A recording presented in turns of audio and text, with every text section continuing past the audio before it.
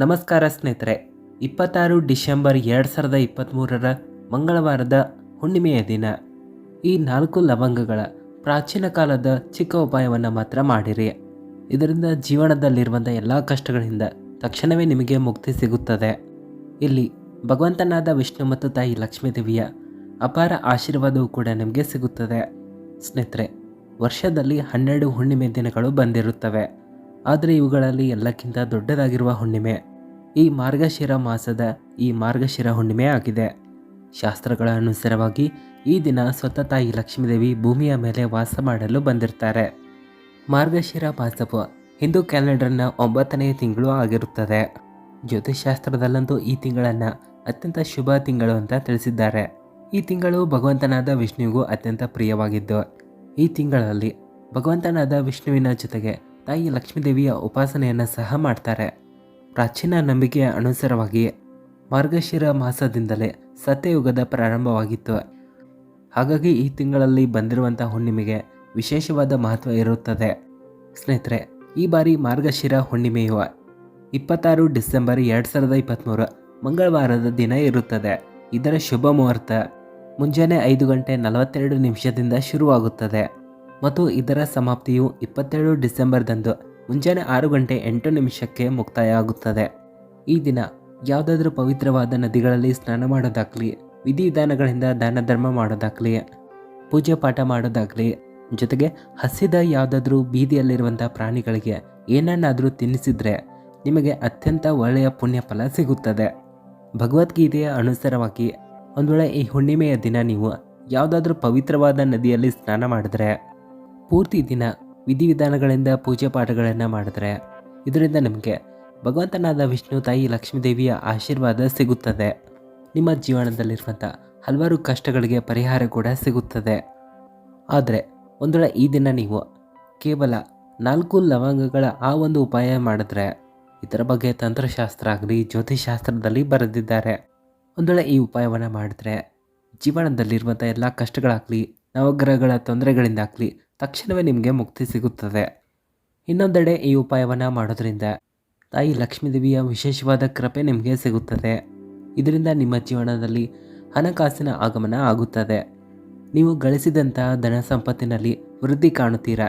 ಈ ದಿನ ಭಗವಂತನಾದ ವಿಷ್ಣುವಿನ ಕೃಪೆಯನ್ನು ಪಡೆದುಕೊಳ್ಳಲು ಅತ್ಯಂತ ಒಳ್ಳೆಯ ದಿನ ಅಂತಲೂ ತಿಳಿಯಲಾಗಿದೆ. ಹಾಗಾಗಿ ಇವರಿಬ್ಬರನ್ನು ಒಲಿಸಿಕೊಳ್ಳಲು ತಂತ್ರಶಾಸ್ತ್ರದ ಈ ಲವಂಗದ ಉಪಾಯ ಅತ್ಯಂತ ವಿಶೇಷ ಅಂತ ತಿಳಿಯಲಾಗಿದೆ. ಈಗ ನೀವು ಸಹ ಯೋಚನೆ ಮಾಡ್ತಾ ಇರ್ಬೋದು, ಕೇವಲ ಲವಂಗವನ್ನು ಬಳಸಿಕೊಂಡು ಹೇಗೆ ತಾಯಿ ಲಕ್ಷ್ಮೀದೇವಿ ಭಗವಂತನಾದ ವಿಷ್ಣುವನನ್ನು ಒಲಿಸಿಕೊಳ್ಬೋದು ಅಂತ ಯೋಚನೆ ಮಾಡ್ತಾ ಇರ್ತೀರಲ್ವ. ಇಲ್ಲಿ ನಾವು ನಿಮ್ಗೆ ಹೇಳೋದಾದರೆ, ಲವಂಗದಲ್ಲಿ ತಾಯಿ ಲಕ್ಷ್ಮೀದೇವಿಯ ದಿವ್ಯವಾದ ಶಕ್ತಿಗಳ ವಾಸ ಇರುತ್ತದೆ. ಇನ್ನೊಂದೆಡೆ ಜ್ಯೋತಿಷಾಸ್ತ್ರದಲ್ಲಿ ತಿಳಿಸಿದ ಹಾಗೆ ಭಗವಂತನಾದ ವಿಷ್ಣುವಿನ ಪೂಜೆಯಲ್ಲಿ ಯಾವಾಗ ಲವಂಗಗಳ ಬಳಕೆ ಆಗುತ್ತದೆಯೋ ಆಗ ಆ ಪೂಜೆ ತಕ್ಷಣವೇ ಸಿದ್ಧಿಯಾಗುತ್ತದೆ. ಆ ಉಪಾಯದ ಲಾಭ ಒಬ್ಬ ವ್ಯಕ್ತಿಗೆ ತಕ್ಷಣವೇ ಸಿಗುತ್ತದೆ. ಸ್ನೇಹಿತರೆ, ಇಲ್ಲಂತೂ ವರ್ಷದ ದೊಡ್ಡದಾಗಿರುವ ಹುಣ್ಣಿಮೆ 26 ಡಿಸೆಂಬರ್ದಂದು ಇರುತ್ತದೆ. ಈ ದಿನ ಕೇವಲ 4 ಲವಂಗಗಳ ಈ ಉಪಾಯವನ್ನು ಸರಿಯಾದ ಮುಹೂರ್ತದಲ್ಲಿ ನೀವು ಮಾಡಬೇಕಷ್ಟೇ. ನಂಬಿಕೆ ಇಡಿ ಸ್ನೇಹಿತರೆ, ಈ ಒಂದೇ ದಿನದ ಉಪಾಯದಿಂದ ಕೇವಲ ನಿಮ್ಗಷ್ಟೇ ಅಲ್ಲ, ನಿಮ್ಮ ಇಡೀ ಕುಟುಂಬದಲ್ಲಿ ಒಂದು ಚಮತ್ಕಾರಿಕ ಅದ್ಭುತವಾದ ಬದಲಾವಣೆ ಆಗೋದನ್ನು ನೀವು ನೋಡ್ತೀರಾ. ಇಲ್ಲಿ ಒಂದು ಮಾತನ್ನು ನೆನ್ಪಿಟ್ಕೊಳ್ಳಿ, ಯಾವುದೇ ವ್ಯಕ್ತಿಯ ಭಾಗ್ಯ ಆಗಲಿ ರಾಹುಕೇತುವಿನ ನಿಯಂತ್ರಣವು ಭಗವಂತನಾದ ವಿಷ್ಣುವಿನ ಕೈಗಳಲ್ಲಿಯೇ ಇರುತ್ತದೆ. ಒಂದು ವೇಳೆ ಈ ದಿನ ನಿಮಗೆ ಭಗವಂತನಾದ ವಿಷ್ಣುವಿನ ಆಶೀರ್ವಾದ ಸಿಕ್ಕರೆ ಮುಂಬರುವಂಥ ಸಮಯದಲ್ಲಿ ನಿಮ್ಮ ಭಾಗ್ಯ ಅದೃಷ್ಟ ಗಟ್ಟಿಯಾಗಿರುತ್ತದೆ. ನಿಮ್ಮ ರಾಹುಕೇತುಗಳು ಕೂಡ ನಿಮಗೆ ಸಾಥ್ ಕೊಡುತ್ತವೆ. ನೀವು ಜೀವನದಲ್ಲಿ ಉನ್ನತಿ ಮಾಡೋದನ್ನು ಯಾರಿಂದಲೂ ತಡೆಯಲು ಸಾಧ್ಯವಾಗೋದಿಲ್ಲ. ಎಲ್ಲೆಡೆ ನಿಮಗೆ ಗೌರವ ಘನತೆ ಸಿಗುತ್ತದೆ. ನೀವು ಯಶಸ್ವಿಯಾಗೋದನ್ನು ತಡೆಯಲು ಯಾರಿಂದಲೂ ಸಾಧ್ಯ ಆಗೋದಿಲ್ಲ. ಹಾಗಾಗಿ ಈ ವಿಡಿಯೋವನ್ನು ಕೊನೆಯ ತನಕ ಎಲ್ಲಿಯೂ ಓಡಿಸದೆ ಕೇವಲ ನಿಮಗೋಸ್ಕರ ಅಲ್ಲ, ನಿಮ್ಮ ಇಡೀ ಕುಟುಂಬದವರಿಗೋಸ್ಕರ ಈ ವಿಡಿಯೋವನ್ನು ಮಿಸ್ ಮಾಡದೆ ನೋಡಿ. ಒಂದು ವೇಳೆ ತಾಯಿ ಲಕ್ಷ್ಮೀದೇವಿಯ ಭಗವಂತನಾದ ವಿಷ್ಣುವಿನ ಕೃಪೆ ಯಾವತ್ತಿಗೂ ನಿಮ್ಮ ಮೇಲೆ ಕುಟುಂಬದ ಮೇಲೆ ಇರಲಿ ಅಂತ ನೀವು ಇಷ್ಟಪಡ್ತಾ ಇದ್ದರೆ ಈ ವಿಡಿಯೋವನ್ನು ಲೈಕ್ ಮಾಡಿ, ಸಾಧ್ಯವಾದಷ್ಟು ಎಲ್ಲ ಜನರಿಗೂ ಶೇರ್ ಮಾಡಿರಿ. ಈ ಮೂಲಕ ಜನರಿಗೂ ಕೂಡ ಒಳ್ಳೆಯದಾಗುತ್ತೆ. ಭಗವದ್ಗೀತೆಯಲ್ಲಿ ಸ್ವಚ್ಛವಾಗಿ ಬರೆದಿದ್ದಾರೆ, ಒಂದು ವೇಳೆ ನೀವು ಜನರಿಗೆ ಅಸಹಾಯಕರಿಗೆ ಸಹಾಯವನ್ನು ಮಾಡಿದ್ರೆ, ಮೂಕ ಪ್ರಾಣಿಗಳಿಗೆ ಏನನ್ನಾದರೂ ತಿನ್ನಿಸಿದ್ರೆ ದೇವಾನುದೇವತೆಗಳ ಆಶೀರ್ವಾದ ಸಿಗುತ್ತದೆ. ನಿಮಗೂ ಸಹ ಜೀವನದಲ್ಲಿ ಒಳ್ಳೆಯದಾಗುತ್ತೆ. ಹಾಗಾಗಿ ಈ ವಿಡಿಯೋವನ್ನು ಲೈಕ್ ಮಾಡಿರಿ. ಹಾಗೆ ಕಮೆಂಟ್ನಲ್ಲಿ ಜೈ ಮಹಾಲಕ್ಷ್ಮಿ ಅಂತ ಬರೆಯಿರಿ. ಸ್ನೇಹಿತರೆ, ನಿಮ್ಮ ಜೀವನದಲ್ಲಿ ಮೊದಲು ತುಂಬ ಹಣ ಬರ್ತಾ ಇತ್ತು. ಈಗ ಅಚಾನಕವಾಗಿದ್ದು ನಿಂತು ಹೋಗಿರಬಹುದು. ಮೊದಲು ನಿಮ್ಮ ವ್ಯಾಪಾರ ಚೆನ್ನಾಗಿ ನಡೀತಾ ಇತ್ತು, ಈಗ ಅದು ತುಂಬ ಕಡಿಮೆ ಆಗಿರುತ್ತೆ. ನಿಮ್ಮ ಜೀವನದಲ್ಲಿ ವ್ಯರ್ಥವಾಗಿ ಹಣ ಹೆಚ್ಚಾಗಿ ಖರ್ಚಾಗ್ತಾ ಇರುತ್ತೆ. ನಿಮ್ಮ ಬಳಿ ಇರುವಂಥ ಹಣ ಯಾಕೆ ಉಳಿತಾ ಇಲ್ಲ ಅಂತ ನಿಮಗೆ ಗೊತ್ತೇ ಆಗ್ತಾ ಇರೋದಿಲ್ಲ. ಇದಕ್ಕಿರುವ ಕಾರಣ ಒಂದೇ ಸ್ನೇಹಿತರೆ, ನಿಮ್ಮ ಶುಕ್ರಗ್ರಹ ತುಂಬಾ ದುರ್ಬಲವಾಗಿರುತ್ತೆ. ಯಾವ ವ್ಯಕ್ತಿಯ ಶುಕ್ರಗ್ರಹ ದುರ್ಬಲ ಆಗಿರುತ್ತದೆಯೋ ಆ ವ್ಯಕ್ತಿಯ ಜೀವನದಲ್ಲಿ ಯಾವತ್ತಿಗೂ ಹಣ ಉಳಿಯೋದಿಲ್ಲ. ಇಲ್ಲಿ ಶುಕ್ರಗ್ರಹ ಧನ ಸಂಪತ್ತಿನ ಗ್ರಹ ಆಗಿರುತ್ತದೆ. ಇಲ್ಲಿ ಶುಕ್ರಗ್ರಹದ ನಿಯಂತ್ರಣ ತಾಯಿ ಲಕ್ಷ್ಮೀದೇವಿಯ ಕೈಗಳಲ್ಲಿ ಇರುತ್ತದೆ. ಇಲ್ಲಿ ಒಂದು ಮಾತನ್ನು ನೆನ್ಪಿಟ್ಕೊಳ್ಳಿ, ಯಾವ ವ್ಯಕ್ತಿಯ ಶುಕ್ರಗ್ರಹ ಚೆನ್ನಾಗಿ ಆಗುತ್ತದೆಯೋ ಆನಂತರ ಆ ವ್ಯಕ್ತಿ ತನ್ನ ಜೀವನದಲ್ಲಿ ಹಣಕಾಸಿಗೆ ಸಂಬಂಧಪಟ್ಟಂಥ ನಿರ್ಣಯಗಳನ್ನು ಏನೇ ತೆಗೆದುಕೊಂಡ್ರು ಅವರಿಗೆ ಅವು ಲಾಭವನ್ನೇ ಕೊಡುತ್ತವೆ.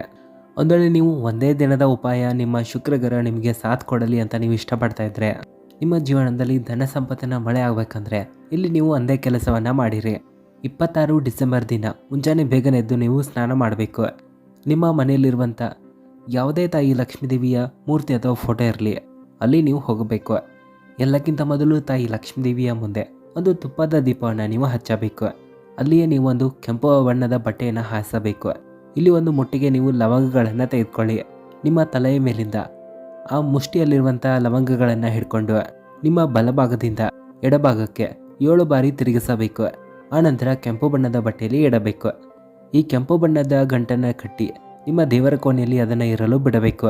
ಇನ್ನು 27 ಡಿಸೆಂಬರ್ ದಿನದಂದು ಈ ಗಂಟನ್ನು ತೆಗೆದುಕೊಂಡು ಯಾವುದಾದ್ರೂ ದೇವಸ್ಥಾನದ ಹತ್ತಿರ ಹೋಗಬೇಕು.